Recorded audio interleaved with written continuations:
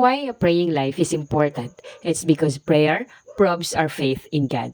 And a prayer advances us as an overcomer. And also, it walks us in the presence of God. Ito po yung tatlong benepisyo ng isang mapanalangining buhay. At kung gusto mo pong magkaroon ng mga benepisyo na ito, maranasan yung mga benefits na ito, kailangan po ay huwag nating sukuan, maging persistent tayo, maging consistent tayo sa ating pananalangin, okay? So ngayong araw po na to ay pag-uusapan natin yung ikatlo sa mga benepisyo na makukuha natin kung tayo ay merong mapanalagining buhay. Ito po yung walks us in the presence of God. Kapag tayo po ay nananalangin parate, ay ito po yung magdadala sa atin sa presensya ng Panginoon. Kaya huwag niyo pong skip ang video na to at suportahan niyo po ako sa adhikain kong makapagbahagi ng mga salita ng Panginoon through social media platforms sa pamamagitan po ng pagbabahagi niyo ng mga videos natin sa inyong mga kakilala, kaibigan, kapamilya at kapuso. Okay? Now, proceed po tayo sa ating topic. Pangatlo sa mga benepisyo na makukuha natin kapag tayo ay nagkaroon ng mapanalagining buhay. Ito po ay ang a prayer walks us in the presence of God. Okay? At basahin po natin ang sinasabi sa mga Gawa chapter 16 verse 25.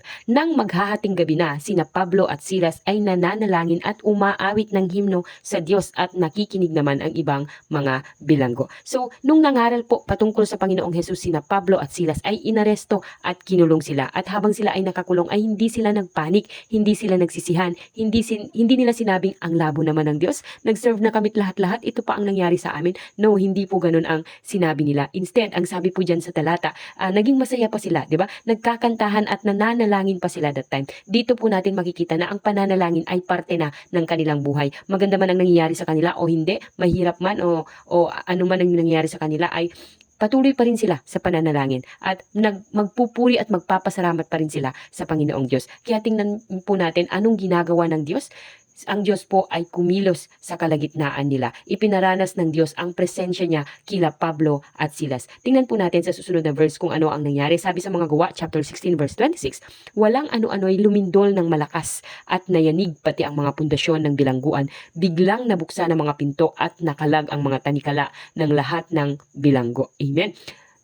Grabe, di ba? Hindi po ito yung ordinaryong alog lang. Kung hindi, nagkaroon po ng malakas na lindol na pati ang pundasyon ng kulungan ay nayanig at ito po ang himala.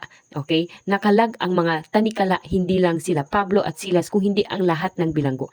Kapatid, kung tuloy-tuloy tayong mananalangin, kung meron tayong persistent prayer o praying life at ito ang buhay natin, kahit gaano pa kahirap ang sitwasyon natin sa buhay, ay ipaparanas po sa atin ng Diyos ang kanyang presensya. Kung ang attitude po natin ay mapagpasalamat, na nagtitiwala, nananalangin at hindi nagrereklamo, hindi nagtatampo sa Diyos, ay ipaparanas po ng Diyos sa atin ang kanyang presensya. Kapatid, nararanasan po ba natin ang presensya ng Diyos? Ang presensya po ng Diyos ay ang Diyos mismo. Ang presensya ng Diyos ay ang presensya po ng Diyos ay ang Diyos mismo. Kapag ang hinahabol po natin ay ang Diyos talaga, gusto natin siyang makilala, gusto natin siyang masunod, gusto nating maging malapit sa Kanya, may blessing man o wala, gusto nating maging intimate sa Kanya, nararamdaman man natin siya o hindi, gusto nating malaman kung ano ang nakakaplis sa Kanya at sinusunod natin ito, ay naroon po ang presensya ng Diyos. Sabi niya, if you draw yourself near to me, I will also draw myself near to you. Nasa paglapit po natin sa Diyos ang presensya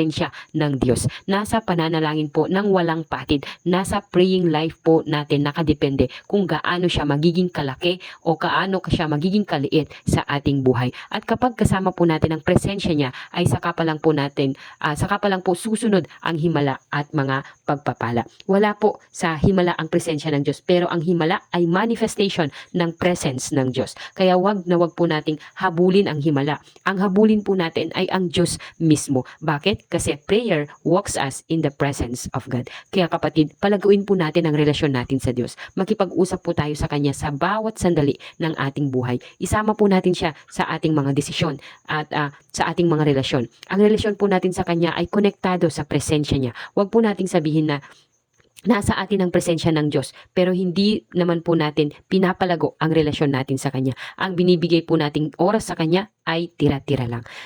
Ate Jen, gusto ko din namang hanapin ang Diyos sa buhay ko. Kaya lang ang hirap manalangin, ang hirap siyang isingit sa aking busy schedule. Kapatid, ang kailangan po natin ay pagtitiwala sa Diyos at commitment na isasama po natin siya sa ating buhay, na ibibigay po natin sa Kanya ang manibela ng ating buhay. Narinig mo na po ba dati yung mga salitang ganito? Yung honey or babe, mahal, or anumang tawagan nyo dyan, mahal na mahal kita. Gusto kong magkaroon ng maraming anak sa iyo. Kaya lang ay hindi pa ako ready na pakasalan kita. Nakaka-relate ka ba, kapatid? Ito yung mga tao na hindi willing mag-commit pero gusto nilang ma-enjoy yung mga bagay na nagiging resulta kapag sila ay nag-commit na. Maraming tao, ganyan po yung mindset. Tama ba? May mga nagsasabi, gusto ko maranasan ng Diyos sa buhay ko. Anyway, balang araw, magko-commit naman ako. Gusto ko ang blessing mo, Lord, pero wag mong sabihin na kailangan kong dumaan sa mga pagsubok. Lord, gusto ko marinig kita, pero wag mo muna sa akin sabihin na kailangan kong sumunod. Kasi ang hirap. Kapatid, kung anong klaseng commitment meron tayo, ay hanggang dun lang din ang mararating ng relasyon natin sa Diyos. Kapag magko-commit tayo na kapag convenient time lang natin, gagawin ito ay hindi po natin mararanasan ang presensya ng Diyos. Kaya nga ang tanong, kapatid, willing ka bang umalis sa comfort zone mo? Alam mo po, si Paul Rogers ay gumawa ng isang calculations patungkol sa effort na ginawa ni Pablo sa pagpapalaganap ng mabuting balita. Ayon sa Books of Acts, si Pablo ay nagkaroon ng 3 missionary journey at yung pangalawang missionary journey niya ay yun pa lang ay may layo ng 3,000 miles. Mahigit sa 12 layo ng Antipolo to Bicol. Ganun ito kalayo mga kapatid. At yung 2,000 miles ay gagawin mo ito sa pamamagitan ng paglalakad. Nung panahon na yon, ang sabi po ng isang naglalakbay ay meron lamang kapasidad na maglakbay hanggang 20 miles. Kaya sabi nila ay may mga maliliit na bahay panuluyan every 20 to 25 miles along the road. Now, sa Acts po, chapter 16 pa lang ay naglakbay na si Pablo ng 740 miles at doon sa Acts chapter 15 ay maaaring naglakbay din siya ng panibagong 500 miles. Now, ang nakakamangha kay Pablo ay hindi naman siya naglakbay para sa sarili niyang kalusugan at pakinabang, kundi naglakbay siya para sa kaligtasan at kapakinabangan ng ibang tao. Mga taong hindi niya kilala at mga taong magpe-persecute pa sa kanya. Kapatid, ito ang tinatawag na commitment. At kung wala ka nito ay hindi ka magkakaroon ng matagumpay na praying life. Hindi ka magiging persistent sa pananalangin mo at hindi ka magko-commit. Kaya simulan po natin na i-commit ang sarili natin ngayon. Sabihin po natin kung ikaw ay hindi pa tumanggap sa Panginoon. Sabihin mo po, Lord, narito po ako.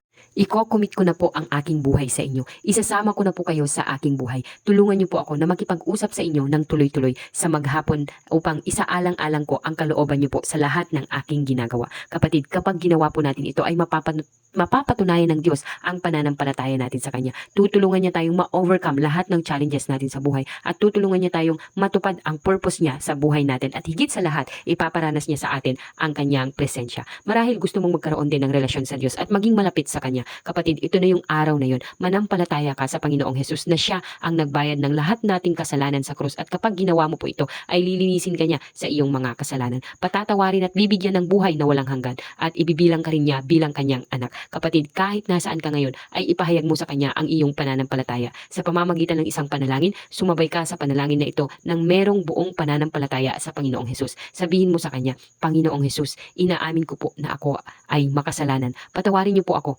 nananampalataya po ako na ikaw ang nagbayad ng lahat kong kasalanan sa krus. Ngayon nga po ay binubuksan ko ang aking puso. Manahan ka sa akin. Tinatanggap kita bilang aking Panginoon at tagapagligtas. Simula ngayon ay tatalikdan ko na ang aking kasalanan. Simula ngayon, isasama kita sa aking araw-araw na buhay. Tulungan niyo po ako na maging malapit sa iyo.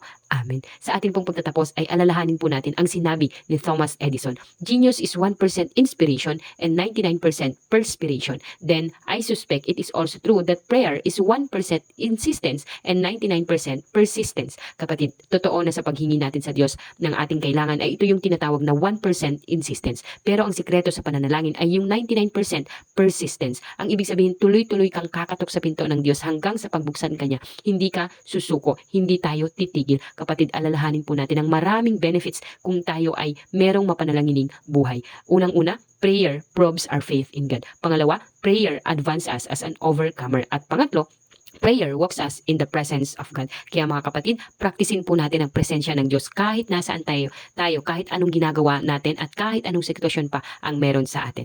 Okay? So maraming salamat po sa inyong pakikinig at panonood ng ating mga videos at hopefully po itong 3 benefits na ito ng pananalangin ay makita po sa atin. Okay? Maraming salamat po. Pagpalain po kayong lahat at ingat po kayong lahat.